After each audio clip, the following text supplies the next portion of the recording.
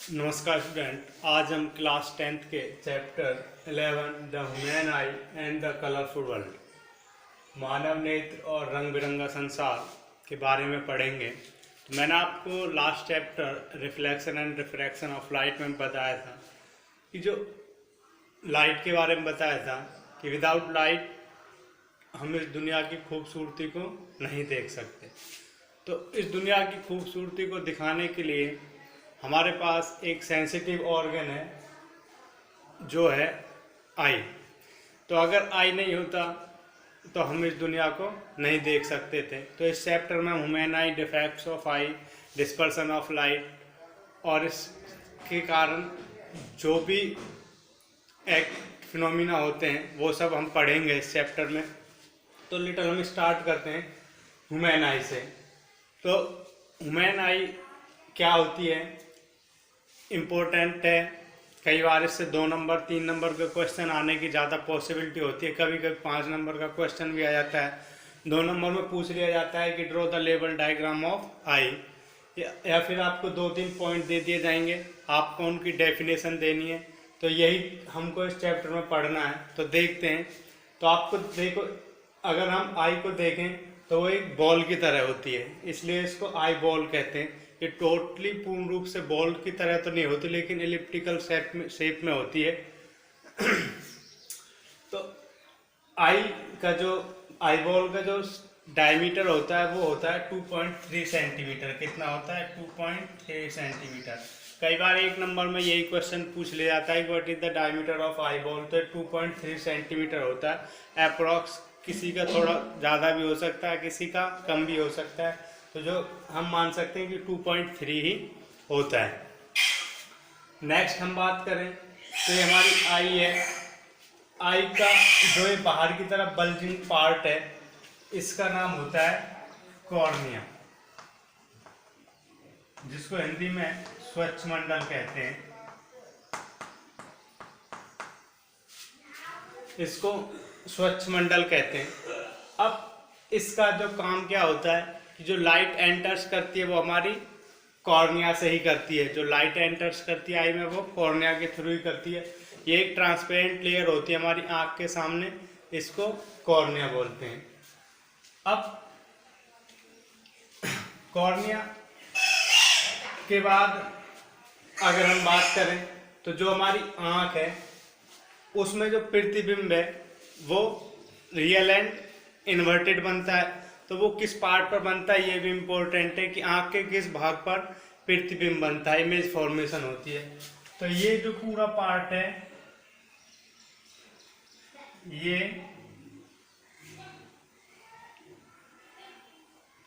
इसको रेटिना कहते हैं।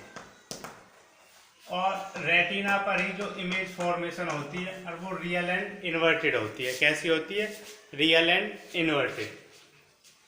अब देखो, आँख है, इसमें यहाँ पे अगर हम देखें तो ये हमारी आइरिस होती है। ये क्या है?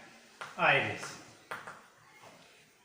इसको हिंदी में भी आइरिस ही लिख सकते हो आप, आइरिस। अब ये जो किसी की ब्राउन भी होती है, किसी की रेडिश भी होती है, डिफरेंट डिफरेंट कलर की होती है, ये आइरिस होती है। अब आइरिस का जो काम होता है ये control the size of the प्यूपिल। क्या करती है आइरिस? का फंक्शन क्या होता है? Control the size of the प्यूपिल। तो इस आइरिस, अभी जो हमारे आंख में एक स्पॉट होता है, बिंदु टाइप का होता है, ये हमारा प्यूपिल है। इसको क्या कहते हैं? प्यूपिल। हिंदी में इसको पुतली बोलते हैं। तो इसका काम क्या होता है? Pupil control and regulate the amount of light enter in the eye. आंख में जो प्रकाश प्रवेश करता है उसकी मात्रा को नियंत्रित करती है प्यूपिल। प्यूपिल अब यहाँ पे हमारा आई लेंस होता है। अब आई लेंस को ऐसे पकड़े हुए हैं, इन दोनों का नाम है, इसको हम क्या कहेंगे? Ciliary muscle, ciliary muscles. इसका क्या नाम है, सिलेरी मसल्स। अब सिलेरी मसल्स का फंक्शन क्या होता है, सिलेरी मसल्स का जो फंक्शन होता है वो क्या होता है, adjust the focal length of the eye lens. Eye lens ये है हमारा, इसकी फोकल लेंथ को ही एडजस्ट करने का काम करती हैं सिलेरी मसल्स। क्या काम करते हैं ciliary muscles, adjust the focal length of the eye lens.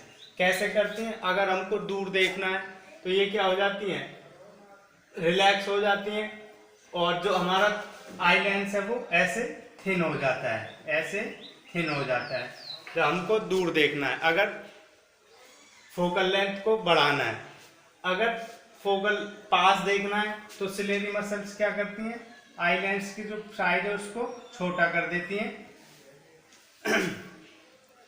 छोटा कर देती हैं। उसके बाद आई लेंस क्या करता है, ये इमेज फॉर्मेशन, ये देखो किसकी तरह है, बिल्कुल same as convex lens, but वो कांच का होता है, कांच का नहीं होता, ठीक है, ये सेल्स का बना हुआ होता है। अब ये क्या करता है, एक रियल एंड इन्वर्टेड इमेज बनाता है किस पर, रेटिना पर। तो retina as a screen work करती है हमारी आई के अंदर, जिस पर रियल एंड इन्वर्टेड इमेज बनती है। आगे देखते हैं।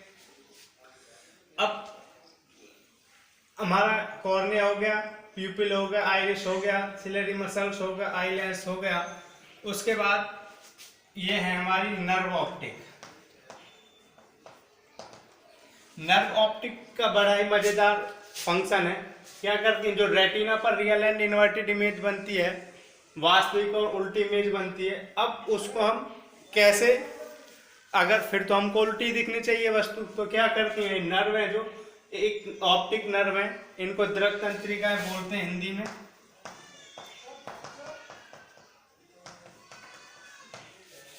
अब इनका क्या काम होता है कि यहाँ से एक सिग्नल सेंड करती है ब्रेन को, और ब्रेन उनको इंटरप्रेट्स करता है, पढ़ता है, और जैसी बॉडी है उसको हमको वैसा ही करके दिखाता है। उसके बाद अब इस वाले पार्ट में एक लिक्विड भरा हुआ होता है जिसका नाम होता है एक्वस ह्यूमर,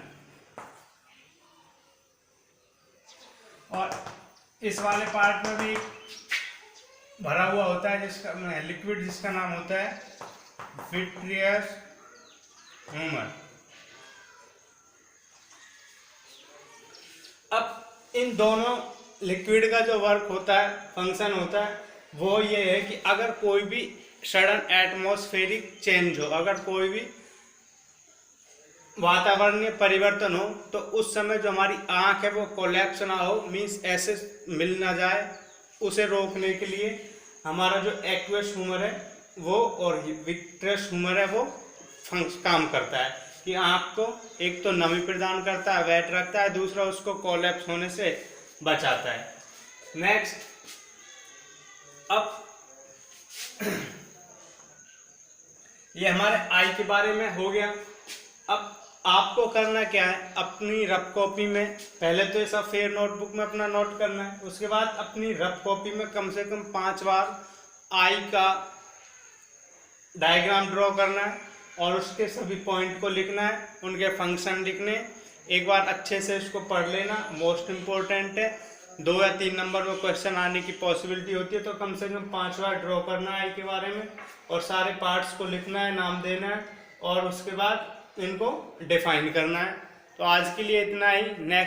हम नेक्स्ट टॉपिक करेंगे नेक्स्ट क्लास में। Thank you.